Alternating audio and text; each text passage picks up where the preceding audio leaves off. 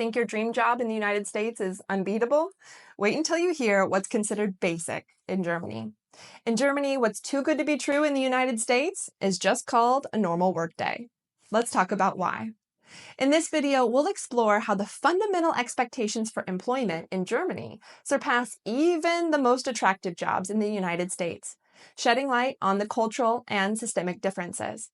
Beyond legal frameworks, we'll also talk about the cultural narratives, like the Bootstraps mentality and fear of socialism, that shape workplace realities in the United States. Hi, I'm Allie, and I've spent the past 5 years living in Germany after growing up and building a career as a college-level educator in the United States.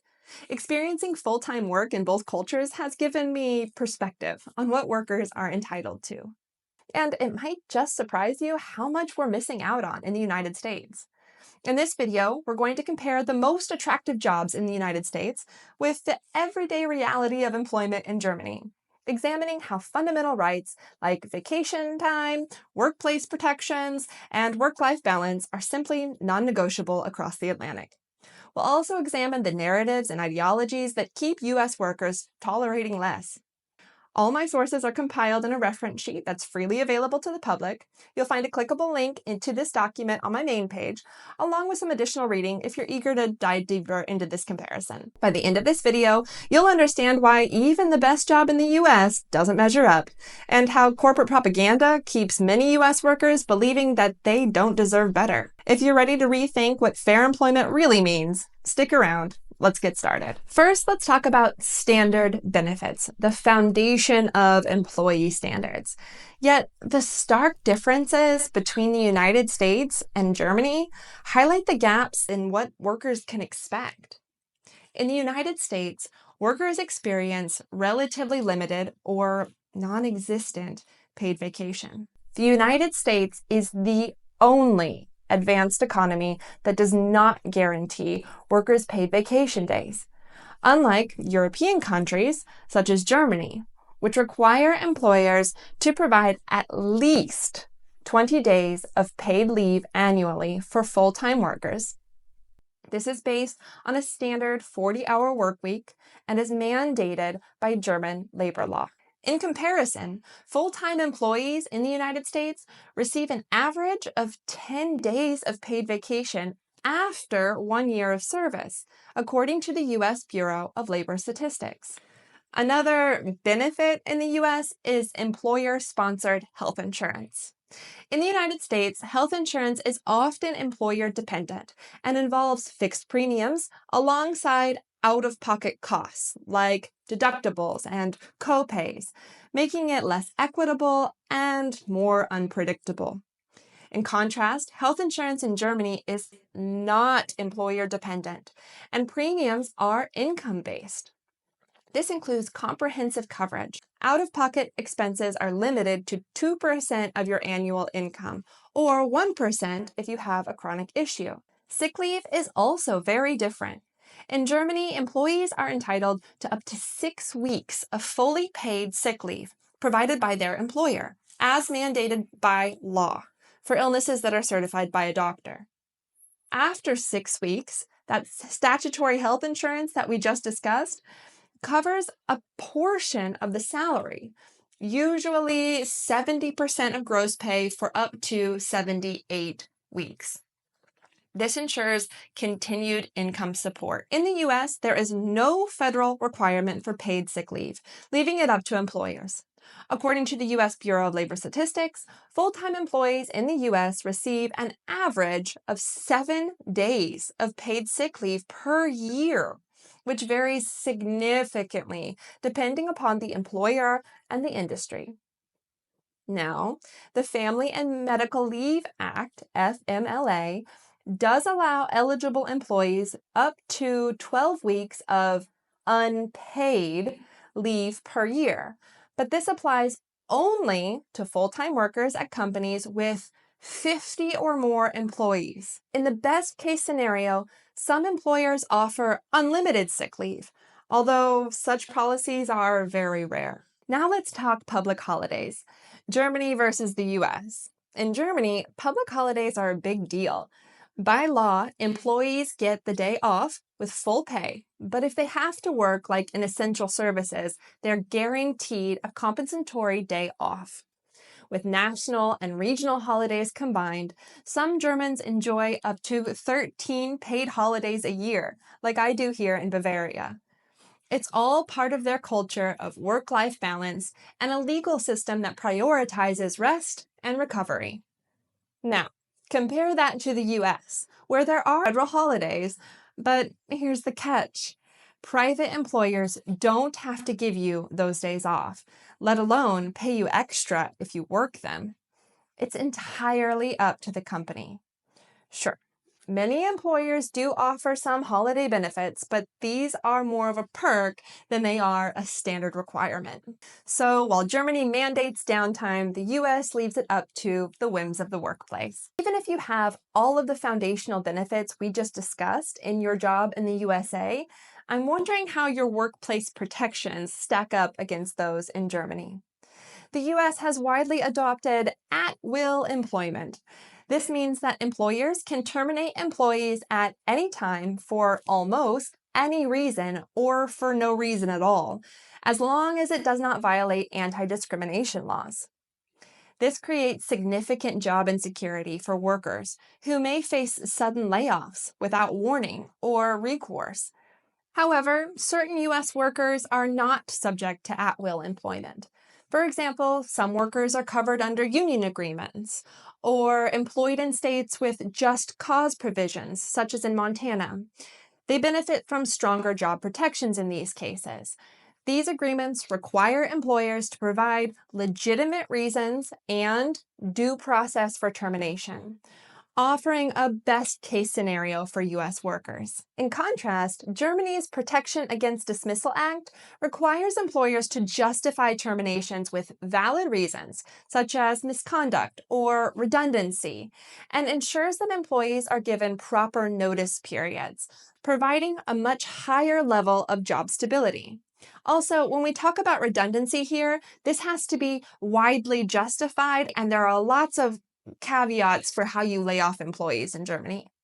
So even in the best case scenario in the US, I doubt your worker protections are as strong as they are here in Germany. Now let's talk workers' councils and unions. In Germany, works councils are elected bodies within companies that represent employees' interests, ensuring compliance with labor laws and negotiating workplace conditions. These councils have significant legal rights, such as the ability to veto unjust dismissals and influence decisions on working hours, safety measures, and workplace policies, as outlined in the Works Constitution Act. However, in the US, there is no equivalent statutory framework for works councils. The best-case scenario in the US would involve a union-led workplace committee in some industries. They may advocate for similar issues, though their influence is typically more limited to collective bargaining agreements. According to the Economic Policy Institute, unionized workers in the United States generally earn higher wages and have better benefits, but only about 10% of workers are covered by unions, a far lower rate. Compared to Germany's combined union and works councils coverage, the protections provided apply to a much greater percentage of the population in Germany. Now that we've covered the rights and benefits, I want to talk about the role of propaganda in shaping worker expectations. Why do U.S. workers tolerate fewer protections and benefits than their German counterparts? The answer lies in more than just systemic and legal frameworks. It's also about the narratives workers are taught to believe. First, let's talk about the bootstraps mentality. One of the most pervasive pieces of propaganda in the United States is the idea that success comes solely from individual effort, pulling oneself up by the bootstraps, which is impossible, by the way. This narrative positions systemic inequalities as personal failings. The Bootstraps ideology, which emphasizes individual self-reliance, often stigmatizes collective efforts to improve workplace conditions. by portraying them as signs of weakness or entitlement, rather than legitimate pursuits of fairness. This mindset can deter workers from organizing for better conditions, perpetuating a cycle where enduring subpar circumstances is mistakenly seen as a testament to individual resilience. This undermines collective action, and as such, the U.S. has a long history of anti-union propaganda. It portrays unions as corrupt, unnecessary, or harmful to economic growth. Workers are often told they are better off negotiating individually with their employers.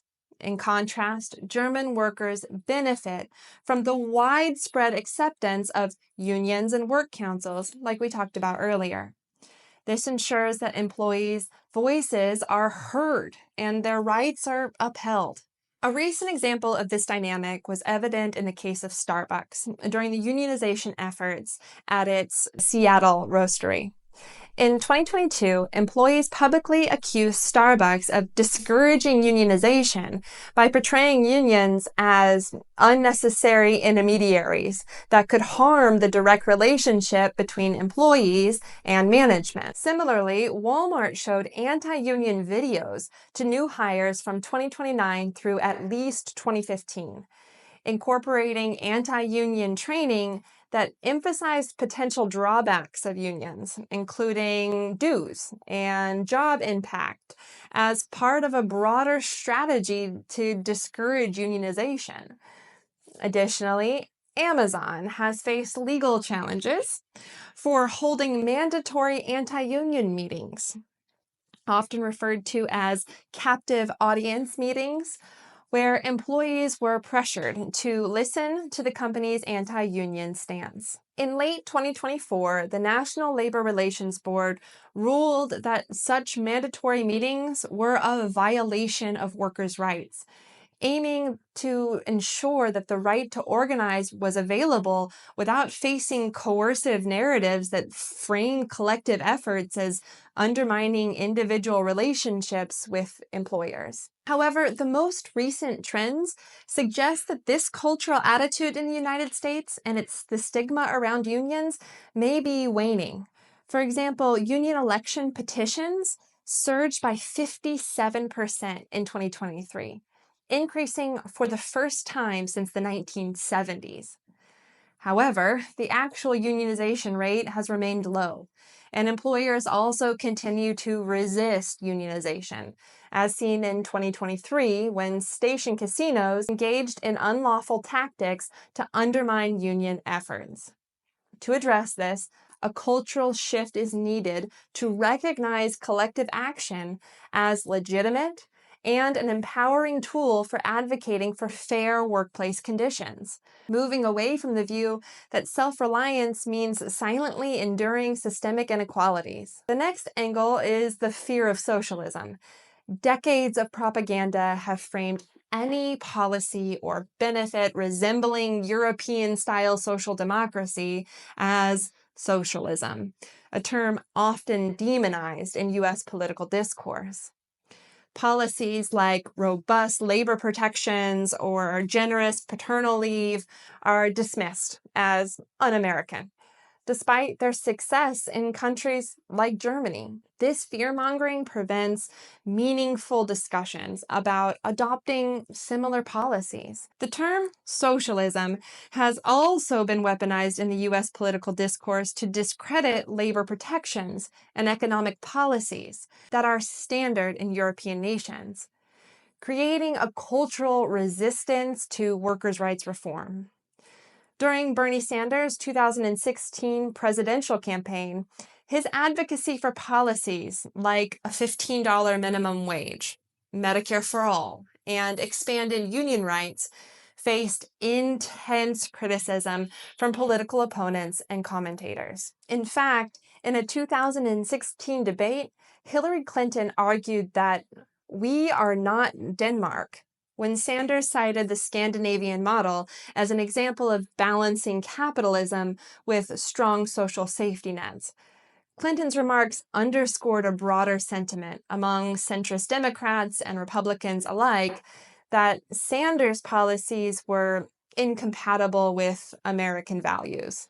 And Republican leaders amplified these critiques, equating Sanders' platform with authoritarian socialism.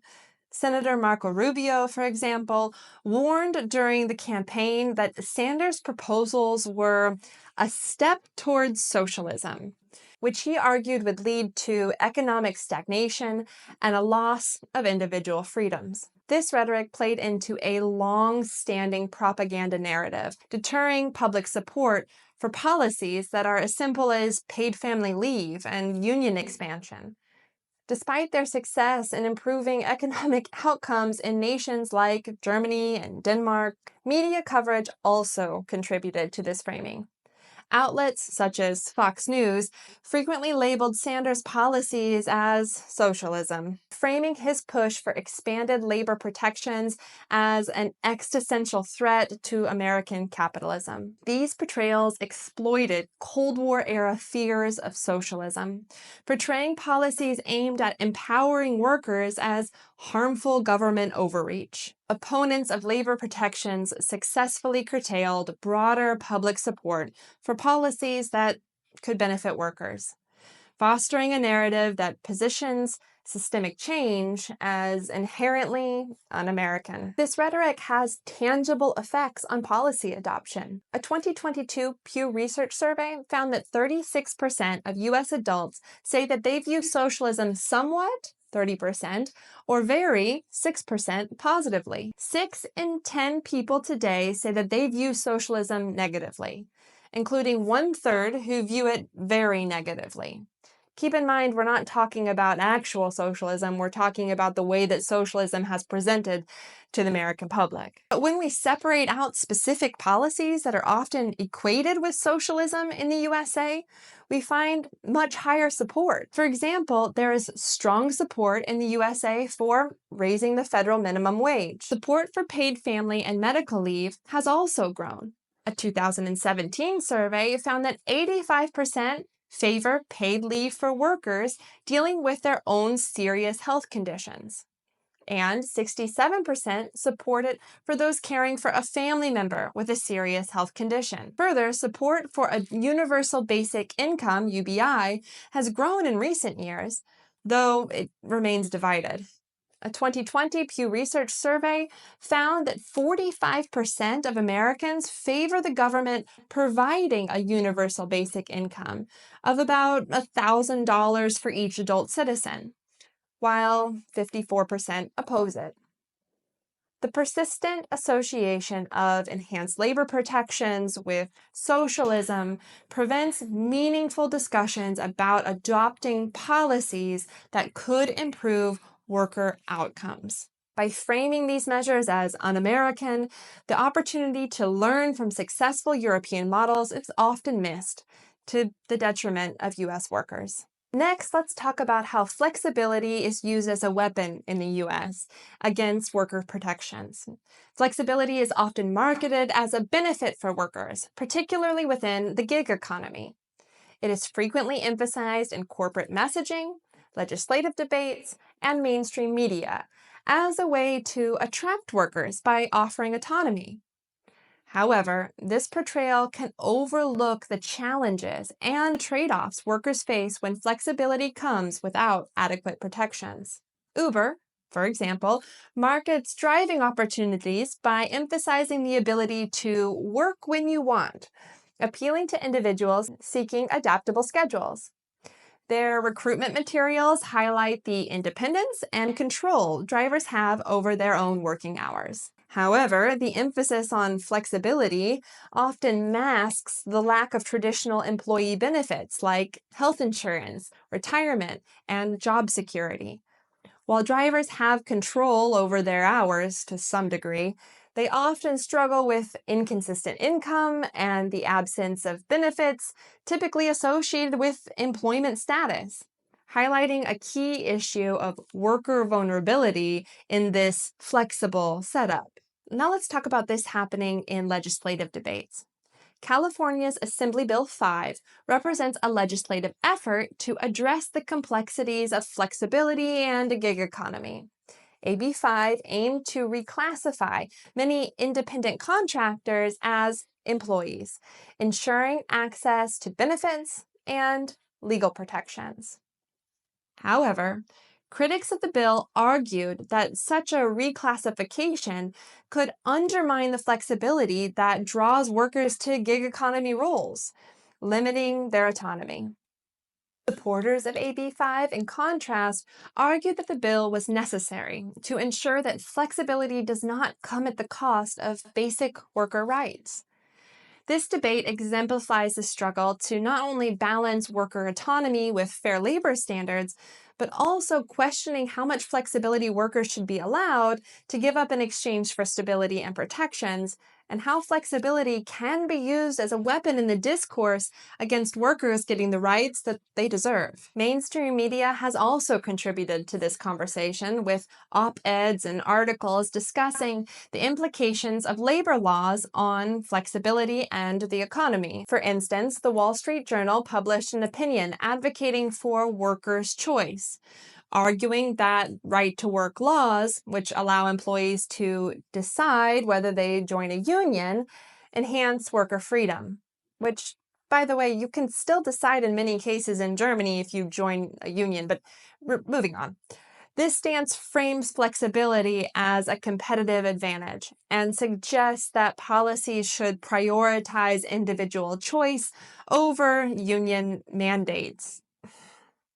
While this perspective highlights the appeal of flexible work arrangements, it risks overlooking the precarious conditions that some workers face without adequate labor protections. Critics argue that prioritizing worker choice in this way may neglect the reality of workers struggling with a lack of stability and benefits and security.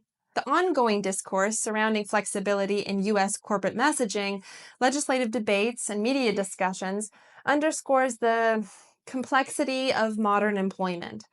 While flexibility is often presented as a highly desirable trait, the question remains, how do we balance the benefits of autonomy with the need for comprehensive workers' rights? This evolving conversation continues to shape our understanding of what is fair and what is a sustainable work environment. The cumulative effect of these narratives is a workforce that's conditioned to accept less and hesitant to demand more. U.S. propaganda normalizes the absence of protections and frames the pursuit of better conditions as unrealistic or even unpatriotic. Meanwhile, German workers operate within a framework where their rights are seen as non-negotiable and protected by law. So here's the takeaway. Many companies operating in the United States offer far few workers' protections, rights, and benefits compared to what they provide in Germany. Even the best job in the United States can't measure up, because in Germany they're legally required to meet a higher standard, but yet they can still turn a profit. This isn't just about cultural differences, it's about systemic choices. In the US, companies have the freedom to prioritize profits over workers, and many do. In Germany, strict labor laws ensure that workers receive what they're entitled to: protections, benefits, and respect. Businesses can offer better standards without collapsing. The question we need to ask isn't whether they can afford to provide these rights, but rather, why aren't they required to in the United States? If you found this comparison thought-provoking, share the video, drop a comment, and let's keep the conversation going.